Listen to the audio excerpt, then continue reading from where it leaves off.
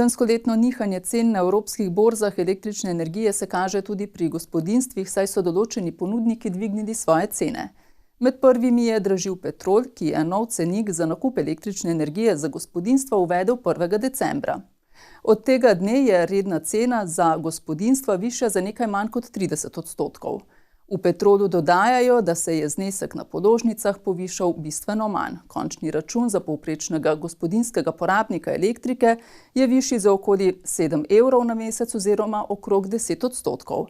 Naš največji ponudnik električne energije GEN-I medtem vsaj do poletja še ne namerava dvigniti cen. Kaj se dogaja na trgu električne energije? Poglejmo izjavo.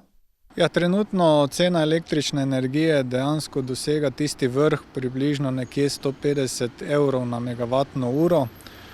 Samo nihanje v zadnjem tednu, mesecih je odvisna predvsem od dogajanja na ukrajinsko-ruski meji. Videli smo vmes, ko je že prišlo do umikanja vojakov iz ruskih strani, je dejansko cena električne energije takrat padla, sedaj se zopet malo povišala, tako da mislim, da v zadnjih dneh je to v bistvu glavni razlog za nihanje cene električne energije. Če pogledamo bolj široko, je dejansko zdaj sama cena električne energije odvisna seveda tudi od gospodarskih razmer.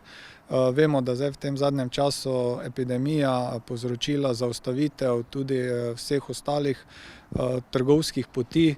S tem je tudi v preteklem letu, torej v letu 2020, raba končne energije padla na obdobje recimo izpred 5 let. Tako da seveda zdaj pa zopet ta razvoj gospodarski potem tudi diktira tempo same cene električne energije.